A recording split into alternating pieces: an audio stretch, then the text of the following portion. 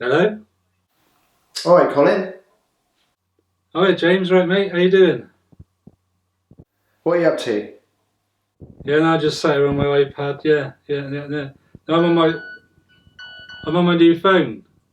Oh, you got a new iPhone? No, it's not an iPhone. No, it's a Nokia. A Nokia? What the? Yeah, Nokia. Yeah, it's an N-Gage. They're the ones you could play games on and you could phone as well. Yeah, it's cool. Get yourself round here and I'll show it to you. Right, okay. I'll see you in a minute. Idiot.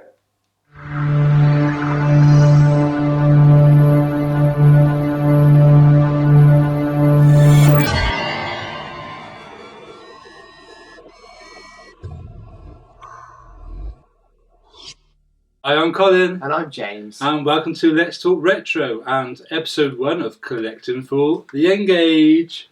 Yep, you've invited me over to show me this phone stroke console that I don't really know much about, but... Yeah, well, I never actually had one back when they first came out. No, me neither. No, don't know why, because I was a big Nokia fan.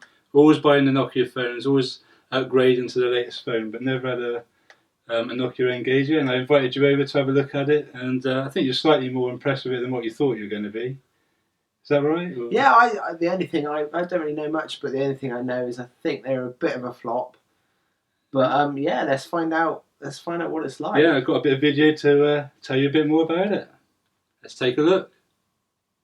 The N-Gage was released by Finnish telecommunications giant Nokia back in 2003.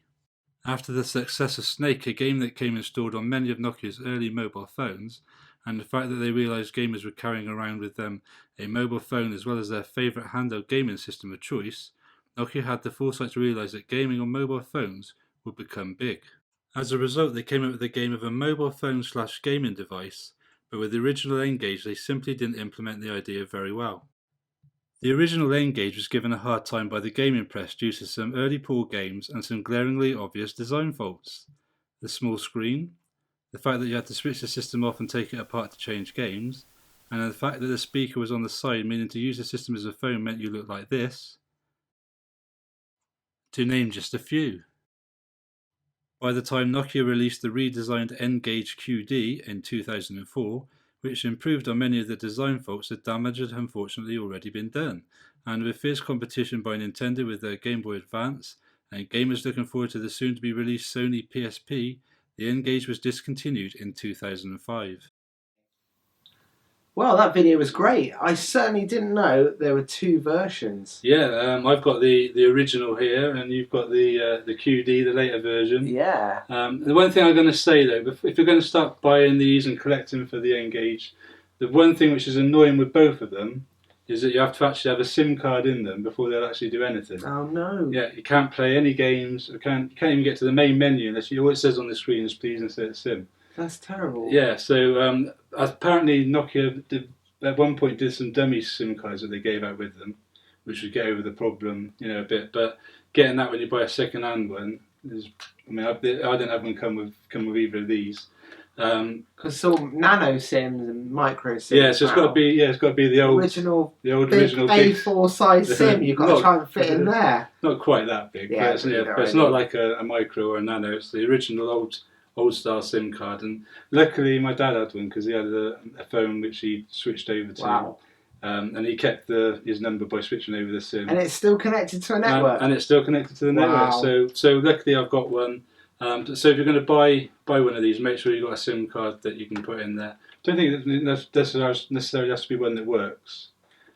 Just as long as you've got sort of a SIM card in the slot. Oh, to make the connection. Yeah. Right, yeah. So if we take a look, we'll just take a look and just go through again some of the faults, some of the things that made the first version, not so good, sort of thing. And the reasons why it got such a bad slating in the press and people didn't buy it. And so if you start looking at it, the first thing you've got like an MP3 player, which is quite good. So those are they like quick so quick hotkeys? buttons, hotkeys. Take you straight to. Yeah. The shape is weird. It's like they call it a taco. Or taco. Yeah. That shape. I mean, I think it's pretty cool myself. I don't mind it. You're full in faces. I quite like the shape. They were brave when they designed it. And then you've got a radio on it as well. Apparently you can play the radio while you're playing games. And then you've got your menu button, and then there's obviously like a D-pad, which is probably not the best. That's one of the features that people moaned about, the keys not being really suitable for the games, and the D-pad being a bit small, but it's not bad. The small screen was another fault that people moaned about, and I mean, the thing that I don't understand with it is why they didn't just tip it. It's almost slightly widescreen, so why they didn't just? Why have they done it that way? It just made it slightly wider, but again, you would think this would be good for the old vertical shooters, you know. Does the screen change? You got when we're looking at this, you got to pretend really the iPhone never existed. But does I don't suppose the screen changes if you're on the phone? No, does it flip? No. It's not that the only thing is if you've got Sonic on it, Sonic's widescreen.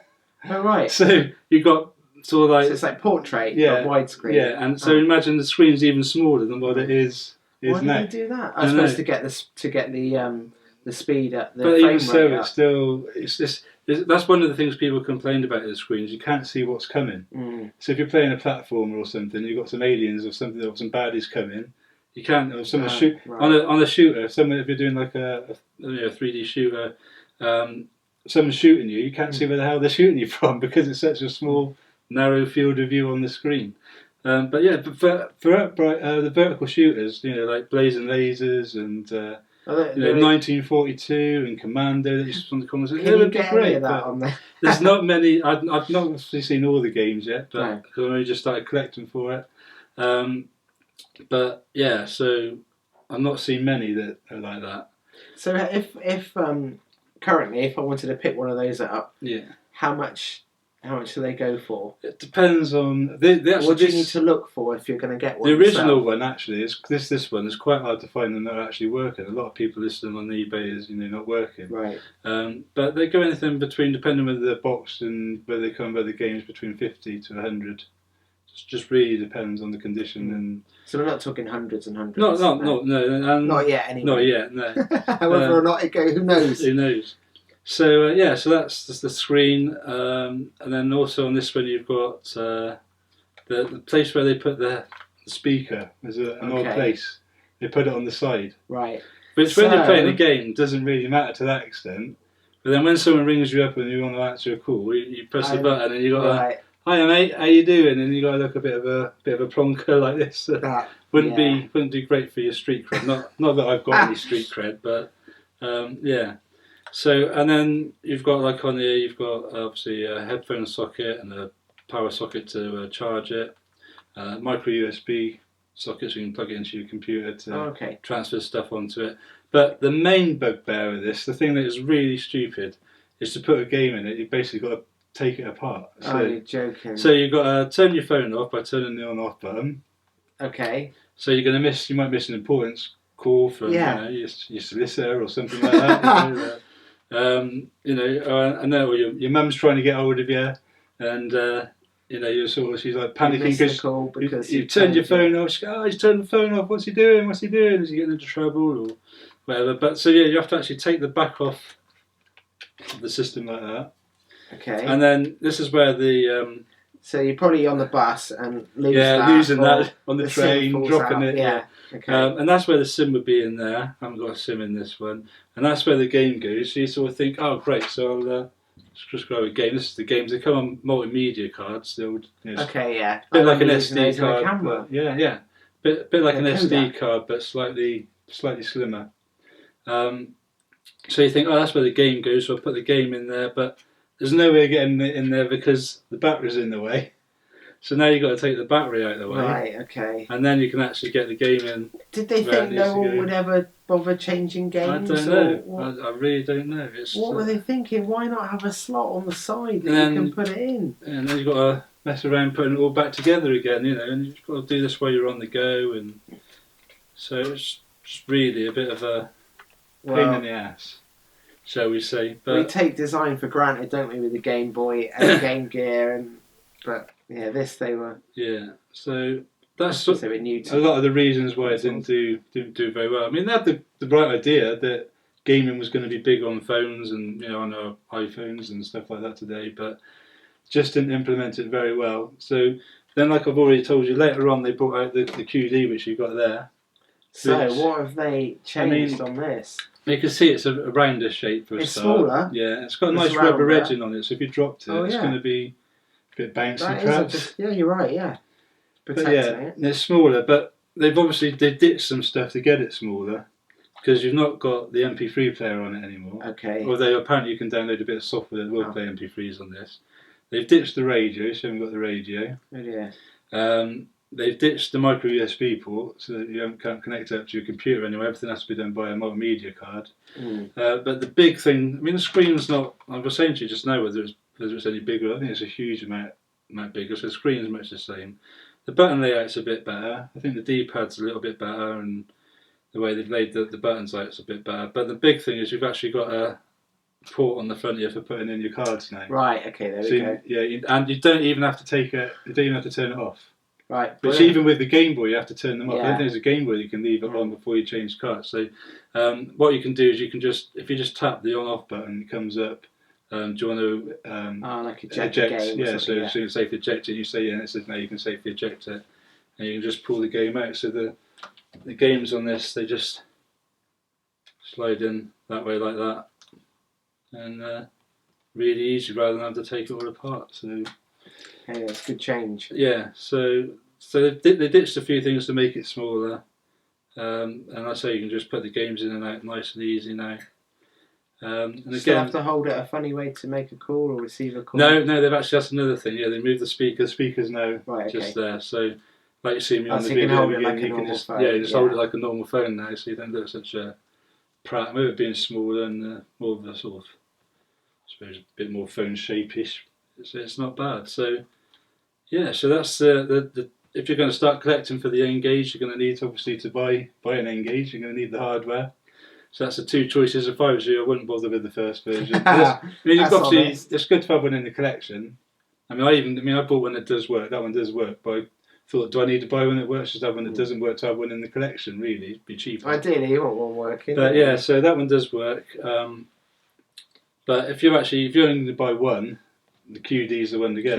So it's N-Gage QD. N-Gage and QD. How much do they go for? Again, they're about sort of. Depending on condition, whether they're boxed or this one was come with a couple of games and boxed, and it was about 100. So, some people might scoff at that for being an N-Gage. So it's the top end price for the. This was the other one. It was a good quality, good knit one. It's hardly used. So it's boxed. It's boxed the games, with the charger. So was that an auction or buy it now? It was a buy it now. Yeah. Just went straight for it. Yeah. So. So like I say, I'm going to start collecting the games. We're going to do some more videos once I've got 10 games. We'll do another video. We'll sort of do one every 10 games. And I think there's a bit confusing. I think there's 55 to collect, and say that, but then some sites say there's 58. And this is actual physical games. Worldwide or worldwide. Right, okay. So not just PAL. No. Is it region? Do they come in? As far as I know, it's not regional. Right. I haven't tried yet, but yeah. Some sites say there's 55 games to get. Some say there's 58. It's actual physical games. Obviously, there's a lot more downloadable content that you could download at a time. So I'm going to try and get all 55, and we'll do videos as I collect them and see how far I can get. There's going to be possibly one or two. I think most are quite common and easy to get. I think there's going to be one or two that are going to be harder to get. I think there's that Sega Rally, which I think I told you the other week. There's one on eBay. Buy it now for £175 for one N-Gage game. For one N-Gage game, because it was only released in Australia. Right. Okay. I think possibly it only came as a packing game as well. So part of when you bought it, you got it. When you bought an N-Gage, you got it. And it's supposed to be quite rare. I don't know. I've seen it on eBay twice. Okay. So the first time it was £175, and when I was quite late at night, and I was having a look on there, and I thought it was quite a good idea. I offered them £100. So I offered £100 for this N-Gage game. They didn't accept. They didn't? No, they didn't accept. And eventually somebody bought it at the buy now price of £175. Wow. Yeah. It was in the UK, as you know, most of us get paid at the end of the month. And at the end of the month, it was payday, and I thought, I bet this goes on payday, and it did. Someone bought it. Yeah. So that was sealed as well. It's mint sealed, £175. whether I'm going to regret not just buying it now, whether I'm never going to see it again or not, I don't know. But I did tell you again, there's that guy. That's the joys of collecting. You've got to keep hunting. Well, that's the thing, yeah. Then because there's this guy that was selling the whole collection, 55 games, plus a couple of games which I think were only demos on. He had them on memory card and stuff, and an N-Gage. And he wanted £400. But that's a starting price. You could have took the easy option. You got a lot in one go. Well, the thing is, I was umming and ahhing. Do you just go for that?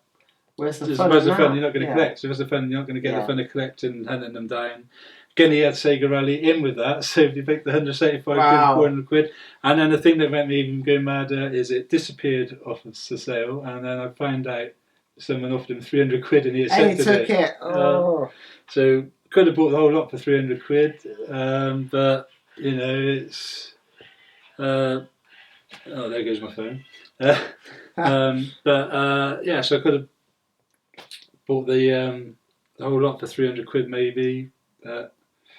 Oh well, that's the way game chasing goes. Yeah, I mean, hopefully it'll be more fun collecting it. But if I never see a Sega Rally again, I'm probably going to regret it. We'll make a pirate one. Yeah, do that. Regret it. Spend all that money getting my nose sorted and now my mouth doesn't work. But yeah, anyway, so guys, that's episode 1 of Collecting for the N-Gage, and that's the hardware, a little bit about it. And that's it. We'll be back with another video when I've got 10 games. I think I've nearly actually got 10 games, so soon we will be doing our first pickups for the video for the N-Gage. So look out for that. But until next time, what they got to do, James? Yeah, keep it retro. Yeah, keep it retro, guys. We'll see you soon.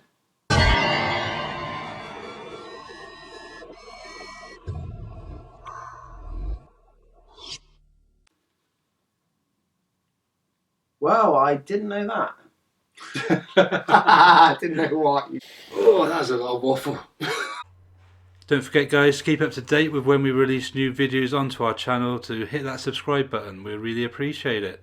Till next time, keep it retro.